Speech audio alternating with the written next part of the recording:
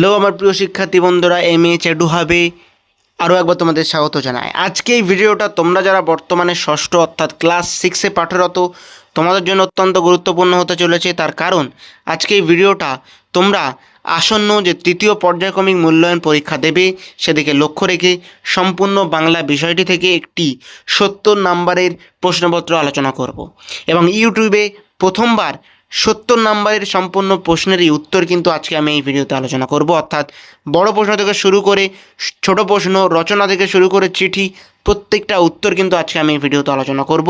তো তার জন্য ভিডিওটা প্রথম থেকে শুরু করে শেষ পর্যন্ত একটু না কেটে কিন্তু তোমরা দেখতে থাকবে। তো চলো আর কথা বাড়াবো না, একেবারে সরাসরি প্রশ্নপত্রটি দেখে নেব এবং আসন্ন পরীক্ষায় কিন্তু এমনই একটা প্রশ্ন তোমরা পাবে। আর ভিডিও শুরু করার আগে তোমাদের কাছে একটা আবেদন, যদি চ্যানেলে নতুন হয়ে থাকো অবশ্যই চ্যানেলটিকে সাবস্ক্রাইব করে দিয়ে পাশে থাকা বেল আইকনে প্রেস করে দিও। তো চলো ভিডিও শুরু করা যাক।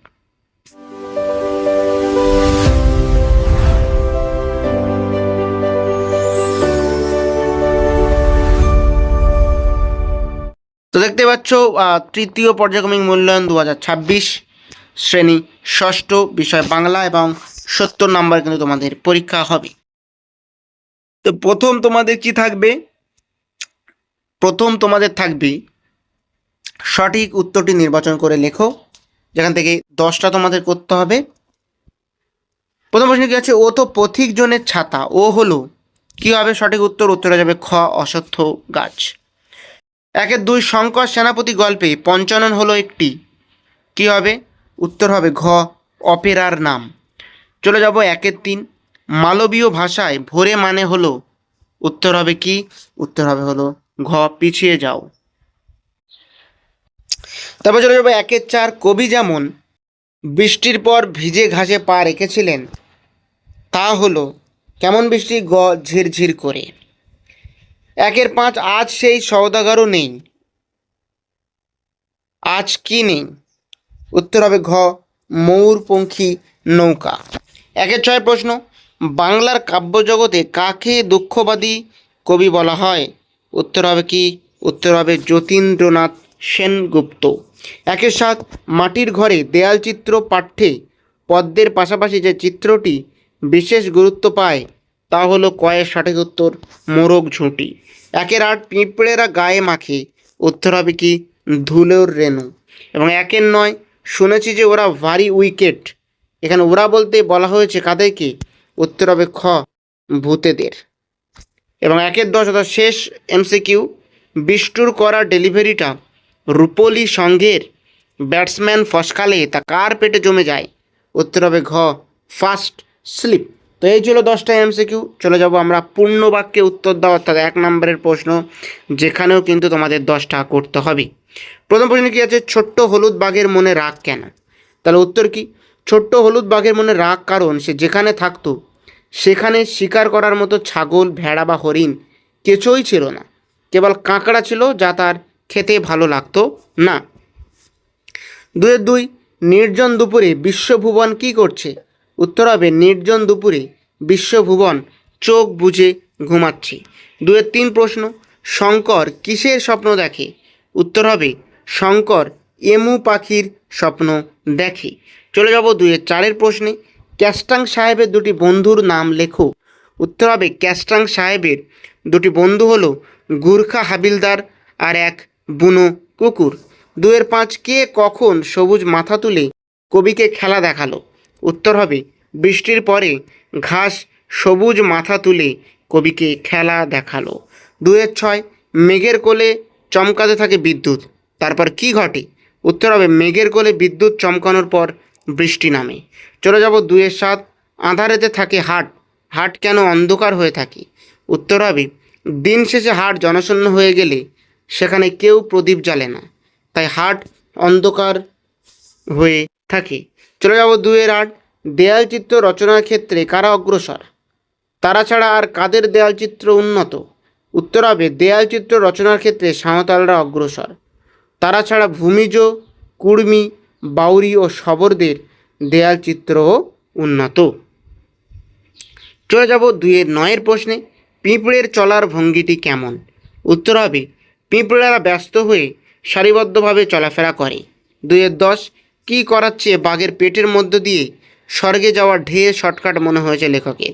উত্তর হবে ভাঙা সাইকেল নিয়ে কসরত করার চেয়ে বাঘের পেটের মধ্য দিয়ে স্বর্গে যাওয়া লেখকের ঢের শর্টকাট মনে হয়েছে। তো এই ছিল প্রথমে এমসিকিউ, তারপর এসিকিউ। চলে যাব পরবর্তী একে একে। সঠিক উত্তরটি নির্বাচন করো। ব্যাকরণ থেকে তোমাদের সঠিক উত্তর নির্বাচন দেওয়া থাকবে 5টি। এখানে চলো দেখে নেই ব্যাকরণ থেকে প্রশ্নগুলি। শিশুর পদান্তর হলো খ শৈশব। 3-2 নি অব প্র পরা এগুলি হলো উত্তর হবে কি ঘ সংস্কৃত উপসর্গ। চলে যাব আমরা 3-3 মুচি জুতো সেলাই করছে। বাক্যে চিহ্নিত পদটি জুতো, অর্থাৎ এখানে এই জুতো অংশটিকে কি বলা হয়, অর্থাৎ বিদেয় অংশের পদ। 3-4 অমিয় ক্রিকেট খেলছে। বাক্যের ক্রিয়াটি এখানে কেমন ক্রিয়া, উত্তর হবে ক সমাপিকা ক্রিয়া। 3-5 যে দিনগুলো চলে গেছে তার ফিরে আসবে না, এটি কোন বাক্যের উদাহরণ, উত্তর হবে গ জটিল বাক্যের উদাহরণ। চলে যাব ব্যাকরণ থেকে সম্পূর্ণ, অর্থাৎ এক বাক্যে উত্তর দাও বা সঠিক বাক্যে উত্তর দাও। এখান থেকে 5টি 1 নম্বরের এসিকিউ তোমাদের লিখতে হয়, সেগুলো আমরা দেখে নিই। জটিল বাক্য কাকে বলে, উত্তর হবে যে বাক্যে একটি প্রধান খণ্ডবাক্য এবং তার উপর নির্ভরশীল এক বা একাধিক অপ্রধান খণ্ডবাক্য থাকে তাকে জটিল বাক্য বলে। 4-2 সমচ্চরিত ভিন্নাত্মক শব্দ লেখো।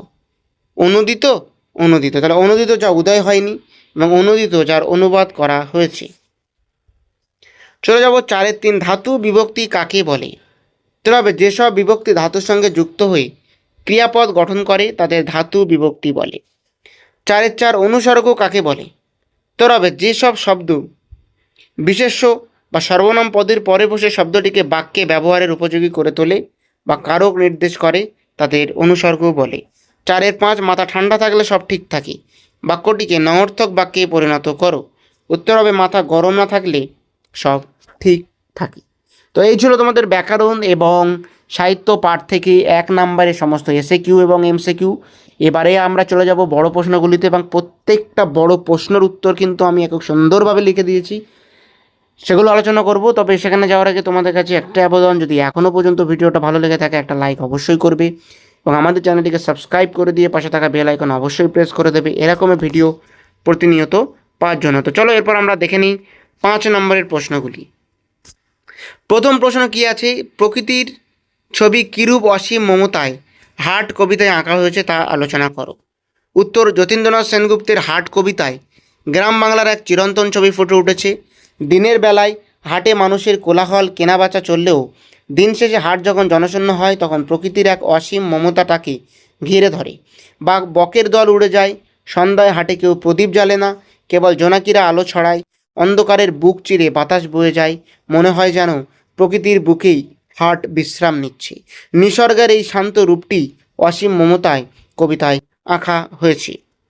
চলে যাব 5-2 বাঘেরা কেন পাখিরালয়ে না থেকে সজনে খোলায় থাকতে গেল তা বাঘ কবিতাটি অবলম্বনে সংক্ষেপে লেখো। অর্থাৎ গল্প এবং কবিতা থেকে কিন্তু কবিতা থেকে দুটো প্রশ্ন দেবে, তোমাদের একটা লিখতে হবে। তো এই উত্তরটা দেখে নিই।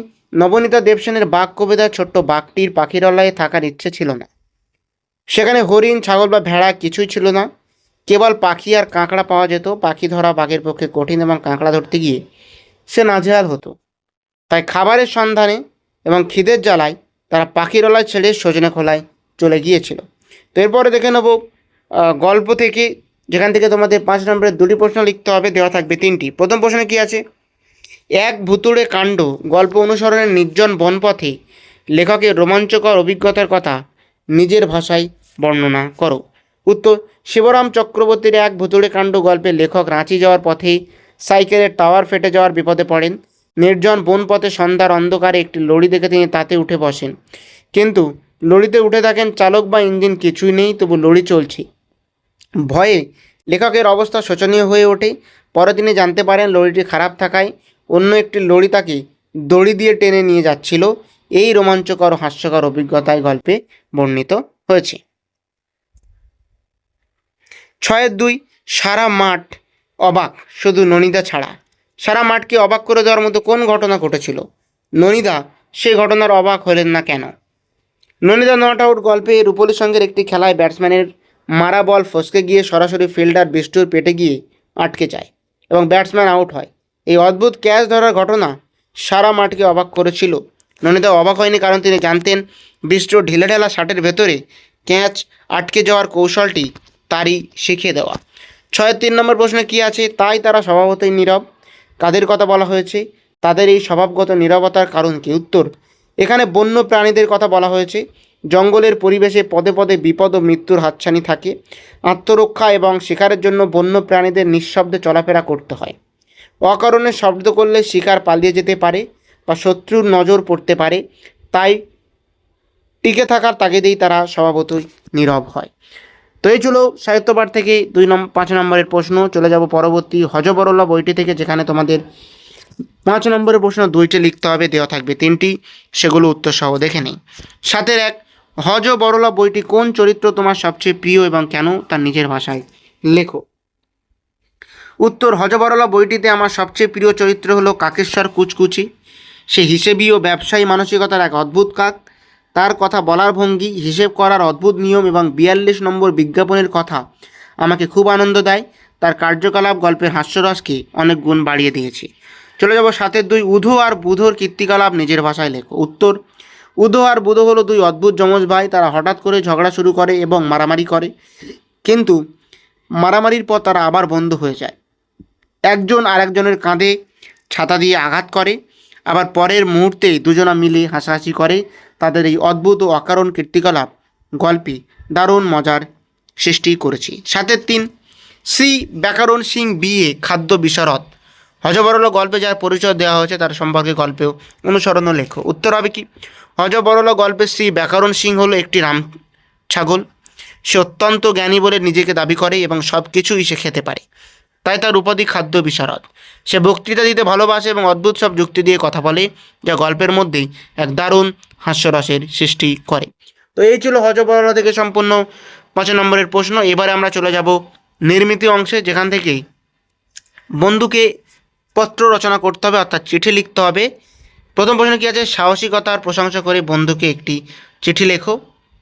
তো তোমরা দেখে নাও, চিঠিটার সার অংশ এখানে লেখা আছে। নির্দিষ্ট কাঠামো মেনে কিন্তু তোমাদের চিঠি লিখতে হবে, সেটা এখানে করা নেই। তোমরা শুধুমাত্র চিঠিটা কেমনভাবে লিখতে হয় দেখে নাও।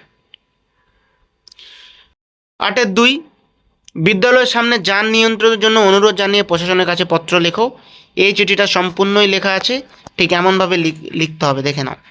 মাননীয় পুলিশ আধিকারিক লিখতে হবে, বিষয় লিখতে হবে, তারপর মহাশয় দিয়ে এমন চিঠি লিখতে হবে। আমি যেহেতু ভিডিওটা দীর্ঘ হয়ে যাচ্ছে তাই আর পড়ছি না, তোমরা দেখে নাও।